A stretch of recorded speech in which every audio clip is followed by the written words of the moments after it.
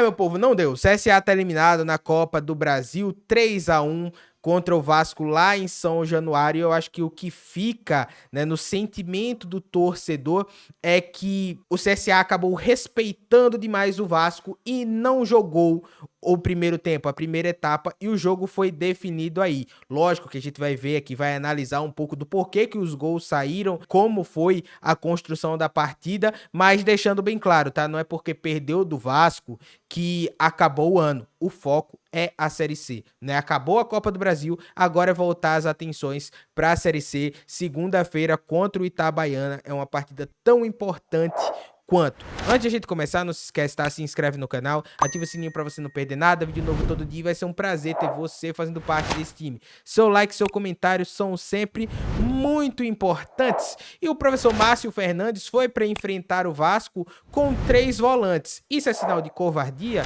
Não, eu acho que ele tentou deixar o seu time muito mais físico, né? Muito mais forte e defensivamente melhor para jogar por uma bola. Foi o que a gente falou aqui no nosso pré-jogo. Ele veio com uma formação diferente, né? Um sistema diferente. O CSA veio num 6-3-1, né? Como a gente coloca aqui na tela, quando a gente coloca aqui na tela, fica melhor de visualizar, né? O Silas jogando aqui pelo lado direito, ao lado do Felipe Albuquerque, né? O Cachoeira descendo e jogando ao lado do Enzo. Você tinha 3 homens aqui na segunda linha, né? Nicola Camacho, Brian e só o Thiago Marques aqui na frente. Quando inicia o jogo, eu achei o CSA até com uma postura diferente, mas bem no início mesmo, tá? Foi coisa de 5, 6, 7 minutos. O CSA marcando lá em cima, tentando pressionar o Vasco. Eu achei que a postura seria outra.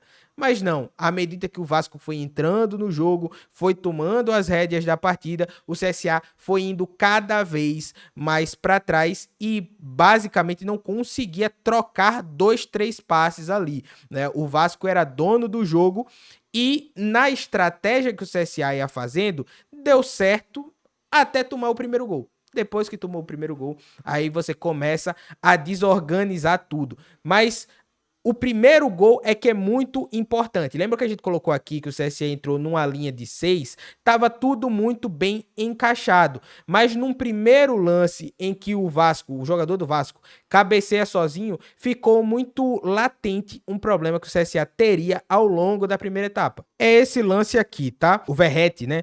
Ele, obviamente, ele chama a atenção de todo o sistema defensivo do CSA. Aqui nesse lance, o Betão ele tá voltando para tentar preencher um espaço que o jogador do Vasco apareceu sozinho. Eu não sei se é o PH esse jogador, enfim, mas o jogador do Vasco apareceu só porque o Betão foi na caçada do Verrete. O Verrete inteligentemente sai do espaço dele, abre o espaço para o companheiro, que aí cabeceia sozinho e cabeceia para fora. E por que eu tô chamando a atenção disso?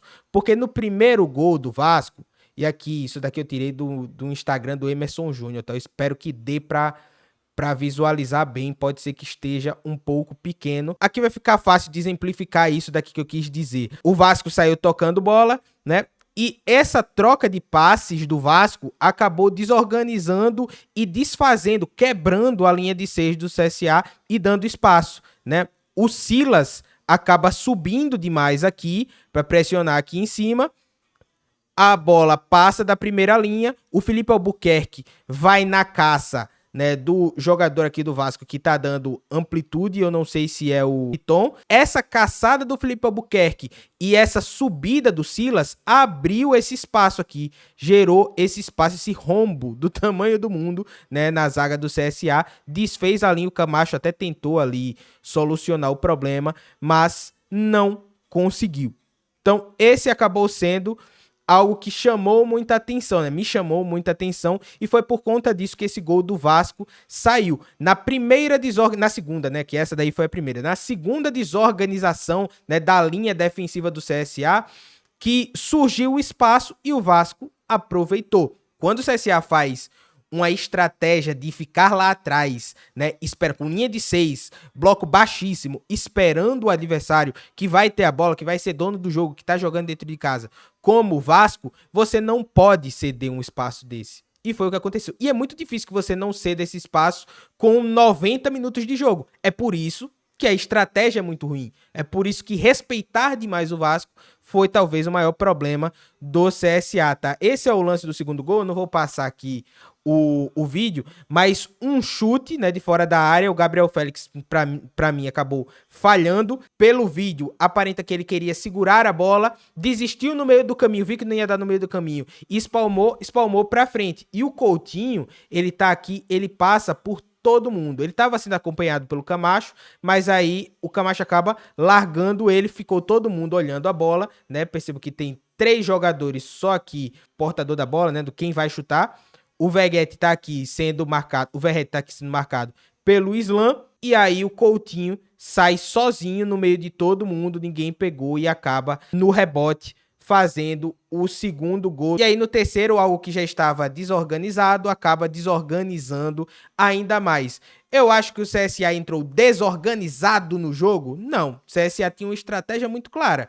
Era ficar lá atrás, ficar todo fechadinho, e aí numa oportunidade tentar matar o jogo. Na pior das hipóteses, levar para os pênaltis. E deu certo até sair o primeiro gol.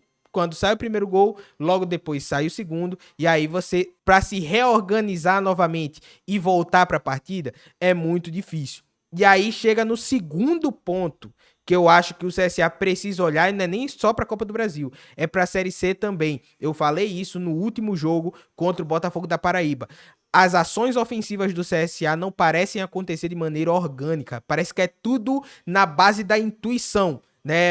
É mais o racho, os jogadores tentando ali resolver sozinho. Nada é muito organizado, né? Os mecanismos de ataque, ele basicamente não existem. E aqui, novamente, contra o Vasco, você dá um desconto, porque é o Vasco e o CSA jogou todo atrás. Mas se vocês perceberam, os jogadores jogam muito distantes, tomada de decisão muito ruim, fora o problema do CSA ter a oportunidade, conseguir uma oportunidade de gol e acabar perdendo, como foi o caso do Thiago Marques ali no segundo tempo, né? Mas na segunda etapa, o CSA volta até melhor do que no primeiro tempo. Isso levanta ainda mais a tese de que o CSA não deveria ter respeitado tanto o Vasco. Não tô falando que era pro CSA ir de peito aberto, para jogar de igual para igual, como se fosse o Botafogo da Paraíba, como se fosse o Londrina, como se fosse algum outro time de Série C. Você tem que ter a sua estratégia, mas você não pode ficar só lá atrás. Você tem que sair para o jogo.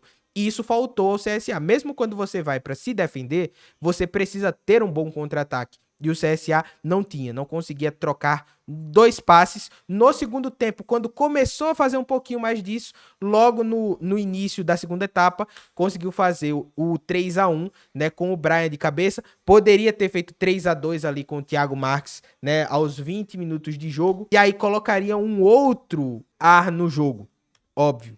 O Vasco na pressão que tá, dentro de casa, abriu 3-0, acabar tomando 3-2, a pressão aumenta muito mais para os donos da casa.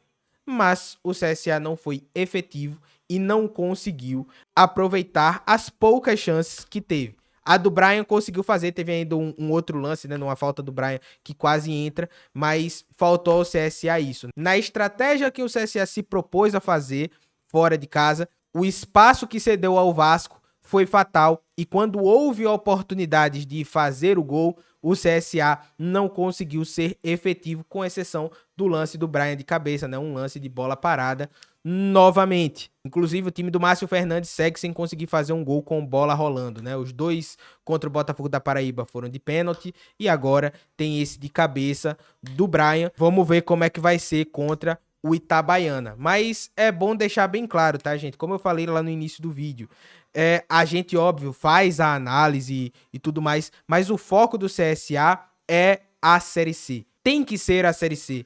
Não é porque perdeu para o Vasco, não é porque foi eliminado contra o Vasco que acabou o mundo. Agora é olhar o Itabaiana.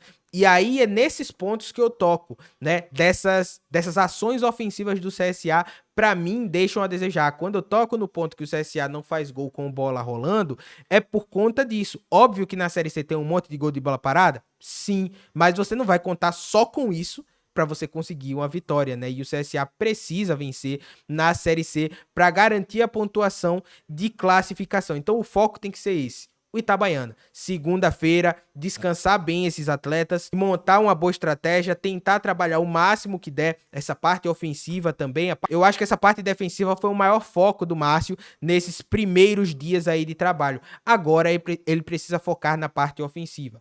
Ofensivamente, eu acho o CSA muito pobre. As peças não se movimentam de maneira orgânica, parece que é tudo de maneira intuitiva, né? É o jogador, a liberdade criativa dele. E é importante também que o jogador tenha essa liberdade criativa, mas óbvio que as jogadas têm que ser trabalhadas, isso é treinado durante a semana, né? E a criatividade do jogador é o algo a mais. As movimentações ofensivas dentro de campo, elas precisam aparecer. E nesse CSA do Márcio, eu acho que tá deixando a desejar sim. Mas essa foi a minha visão, tá? Deixa aqui nos comentários a sua, deixa aqui a sua análise. Não esquece, tá? Se inscreve no canal, ativa o sininho pra você não perder nada. É vídeo novo todo dia e vai ser um prazer ter você fazendo parte desse time. Seu like e seu comentário são sempre muito importantes. Tamo junto. E agora, meu povo, acabou o sonho, mas foco na Série C, que é o mais importante e é sim o principal objetivo do CSA. Tchau, tchau.